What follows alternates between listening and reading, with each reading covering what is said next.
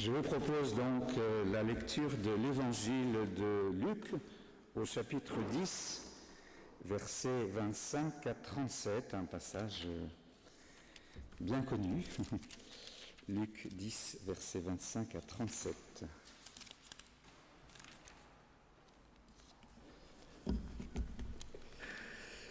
Et voici qu'un légiste se leva et lui dit à Jésus, pour le mettre à l'épreuve, « Maître, que dois-je faire pour recevoir en partage la vie éternelle ?» Jésus lui dit, « Dans la loi, qu'est-il écrit? Comment lis-tu » Il lui répondit, « Tu aimeras le Seigneur ton Dieu de tout ton cœur, de toute ton âme, de toute ta force et de toute ta pensée, et ton prochain comme toi-même. » Jésus lui dit, « Tu as bien répondu, fais cela et tu auras la vie. » Mais lui, voulant montrer sa justice, dit à Jésus, « Et qui est mon prochain ?» Jésus reprit, « Un homme descendait de Jérusalem à Jéricho. Il tomba sur des bandits qui, l'ayant dépouillé et roué de coups, s'en allèrent, le laissant à moitié mort. Il se trouva qu'un prêtre descendait par ce chemin. Il vit l'homme et passa à bonne distance. Un lévite de même arriva en ce lieu, il vit l'homme et passa à bonne distance. Mais un samaritain qui était en voyage arriva près de l'homme. Il le vit et fut pris de pitié. Il s'approcha, banda ses plaies en y versant de l'huile et du vin, le chargea sur sa propre monture, le conduisit à une auberge et prit soin de lui. Le lendemain, tirant 2 pièces d'argent, il les donna à l'aubergiste et lui dit « Prends soin de lui, et si tu dépenses quelque chose de plus, c'est moi qui te le rembourserai quand je repasserai. » Lequel des trois, à ton avis, s'est montré le prochain de l'homme qui était tombé sur les bandits? Le légiste répondit, « C'est celui qui a fait preuve de bonté envers lui. » Jésus lui dit, « Va, et toi aussi, fais de même. » Seigneur, ta parole est lumière, éclaire nos cœurs, nos vies, nos chemins, de ta lumière. Amen. Et nous nous levons pour chanter au cantique 2207, 2207, les 4 strophes du 2207.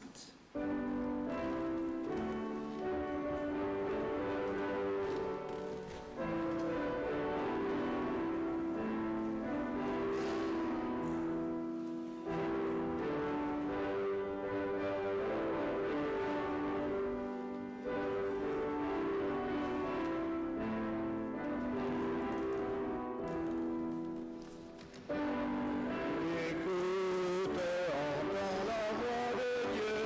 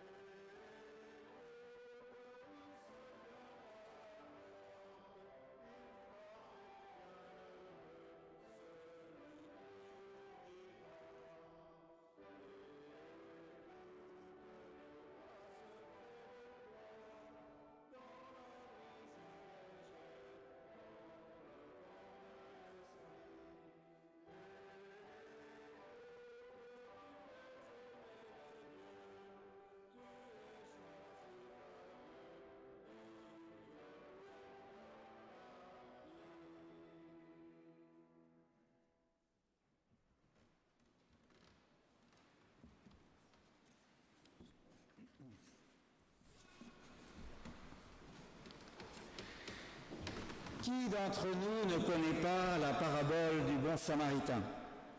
Elle fait partie, je crois, du socle commun de culture générale que toute personne, qu'elle soit chrétienne ou non, croyante ou non, catéchisée ou non, connaît quelque peu. Preuve que même si notre société occidentale se sécularise, se déchristianise, il y a toujours un vieux fond biblique, j'ose dire même un vieux fond de judéo-christianisme qui reste. Mais connaît-on l'ensemble du récit, et en particulier le contexte de cette parabole, et en particulier ce qui la précède? On retient de cette parabole le geste d'humanité, de solidarité, d'entraide du bon samaritain qui a su s'arrêter et prendre soin de l'homme à terre blessé en bordure de route. On en tire alors le principe de charité qui serait au cœur de la foi chrétienne, ou plus précisément de la morale chrétienne, une belle illustration de l'amour du prochain. On retient par contre aussi, pour les anticléricaux, et les anticléricaux s'en délectent, on peut dire, l'attitude condamnable des religieux, des clercs, qui se détournent de ce même blessé. Alors, je ne sais pas si je dois me sentir concerné, parce que vous savez que dans le protestantisme, il n'y a pas de clerc en tant que tel. Je ne suis pas un clerc, contrairement à d'autres religions, mais je me sens quand même un peu concerné. Ces religieux, ils parlent toujours, comme je le fais ce matin devant vous, ils recommandent, ils exhortent, ils édictent, mais ils ne font pas. Si cette parabole, une de plus, est délivrée par Jésus, c'est en réponse à un légiste spécialiste de la loi juive qui le questionne et le met à l'épreuve. « Maître, que dois-je faire pour recevoir en partage la vie éternelle ?» Et Jésus, de lui faire dire la bonne réponse, de lui faire dire ce double commandement de l'amour que nous avons dit tout à l'heure dans notre liturgie, ce qui est au cœur de la foi, aimer Dieu et aimer son prochain. Bonne réponse. Sous-entendu, pourquoi me poser la question puisque tu as en toi la réponse? Et voilà le légiste pris au piège de sa propre question. Car Jésus l'interpelle. Tu as bien répondu, alors fais cela et tu auras la vie. Il n'y a plus qu'à. Tu sais ce qu'il faut faire, et bien maintenant, fais-le. Et le légiste, plutôt que de passer à l'acte et à l'action et de s'engager comme une fuite, comme un échappatoire, pourrait-on dire, eh bien, pour rester ici, et c'est plus facile, comme je le fais ce matin, de rester sur le terrain des paroles, des idées, des réflexions, et éviter le terrain de l'action, là où Dieu nous attend. C'est là que tout se joue et qu'on se mouille. Oui, le légiste rebondit à travers une seconde question. Et qui est mon prochain? Sous-entendu, toi, Jésus, tu laisses entendre que tout est simple et évident, il n'y a qu'à aimer Dieu et son prochain. Non, ce n'est pas si simple que cela, car faut-il encore savoir qui est mon prochain? Savoir le repérer, le déterminer, l'identifier.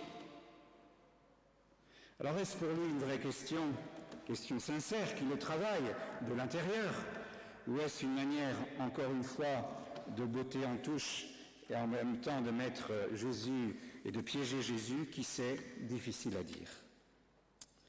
Et pour répondre à cette question, en effet importante et déterminante, qui est mon prochain? Jésus va délivrer cette parabole du bon samaritain. Car Jésus répond toujours. Il ne se défile jamais, même si parfois la question est peut-être une mauvaise question. Il déplace souvent la question, décale l'interrogation, déstabilise son interlocuteur. Est-ce le cas avec notre parabole? Répond-il directement ou va-t-il répondre en déplaçant la problématique? Eh bien, je vous propose de le voir.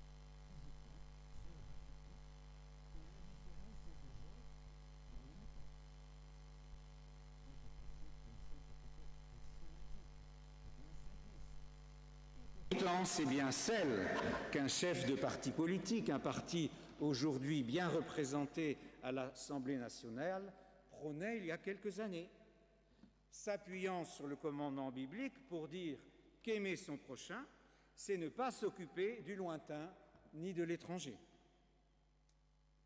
Alors si la proximité géographique peut être retenue dans une lecture extrêmement littérale et fondamentaliste, elle peut aussi s'étendre, cette fois-ci, à une proximité culturelle et ethnique. Et prochain, celui qui appartient, comme moi, au même cercle culturel, ethnique, voire religieux, qui se ressemble, dit-on, selon ce fameux dicton, s'assemble. Et c'est d'ailleurs la compréhension la plus répandue qui existait au sein du peuple d'Israël à la lecture des livres de loi comme l'Exode ou le Lévitique, lecture exclusive qui traçait une limite entre ceux qui sont des nôtres, comme nous, et les autres, étrangers, extérieurs, différents.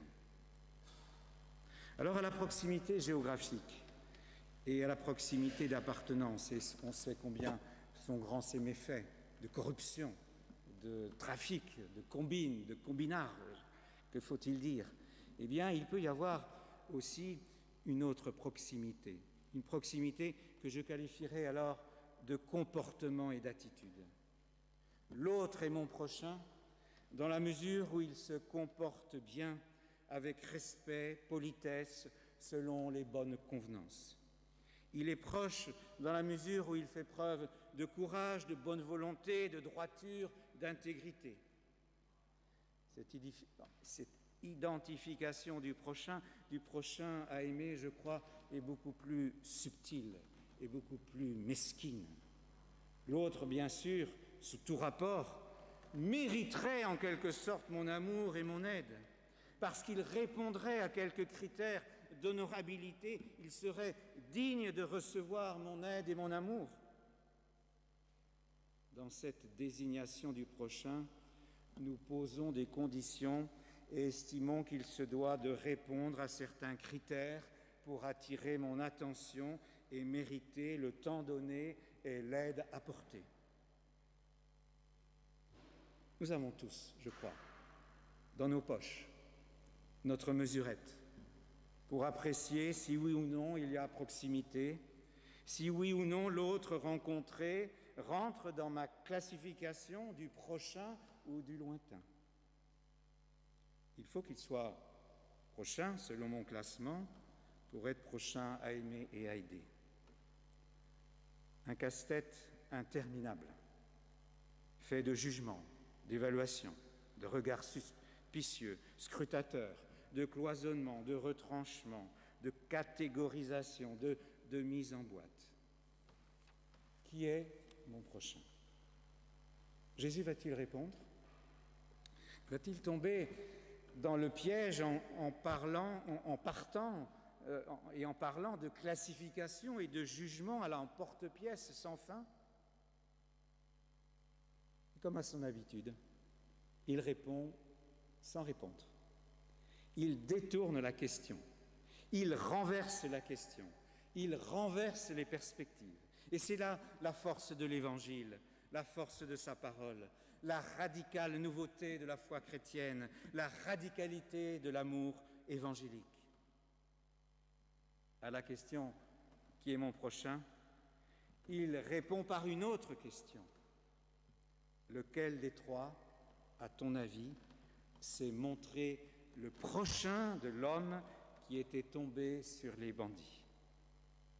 Changement de regard, changement de perspective, pour agir, pour aimer, pour voir du changement, plutôt que d'attendre des autres qu'ils correspondent à des critères subjectifs et arbitraires. C'est à toi d'agir et de devenir le prochain de l'autre rencontré par ton attitude et ton action. N'attends pas de l'autre qu'il devienne ton prochain. À toi de devenir son prochain en te rendant proche de lui par l'attention portée, par l'amour dont tu lui témoignes. Renversement des perspectives. À toi de faire le premier pas, d'aller vers, de te rendre prochain, sans attendre, sans conditionner, dans la liberté, la vraie liberté, la liberté de l'Évangile. La proximité, elle n'est pas à attendre de l'autre, c'est à toi de la vivre et de la faire vivre.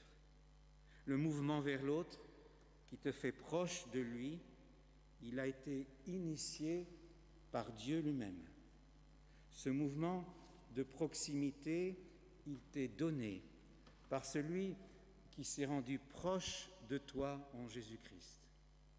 Il n'a pas attendu que nous remplissions des critères de sainteté, d'honorabilité, d'honnêteté. Il aurait pu attendre longtemps pour venir jusqu'à nous. Il s'est approché et s'approche de chacun de nous dans son amour par grâce et sans condition. Nous pouvons peut-être nous sentir très loin de lui, de par nos lâchetés, nos insuffisances, nos infidélités, notre manque d'amour. Mais à son regard, nous sommes bien souvent éloignés, oui, de son projet de vie et de justice. Et pourtant, par pure grâce, il vient à nous pour nous remplir de son esprit et nous faire vivre de sa proximité et de sa confiance. Il fait le premier pas dans sa grâce pour nous inviter à faire aussi le premier pas dans nos relations aux autres et nous rendre proches pour les aider et les aimer.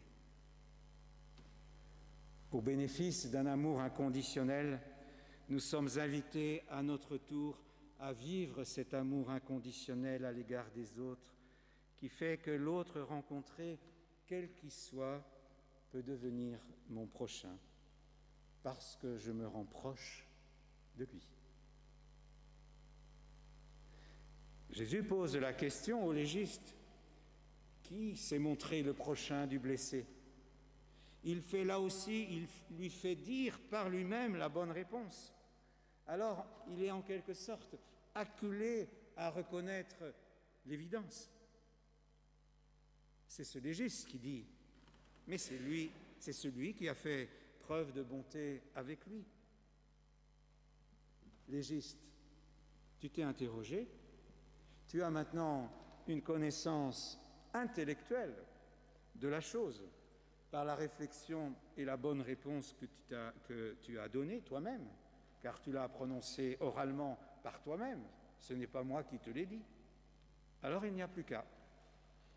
Et Jésus de lui dire: va, et toi aussi fais de même. Chers amis, le légiste, c'est nous tous. Amen.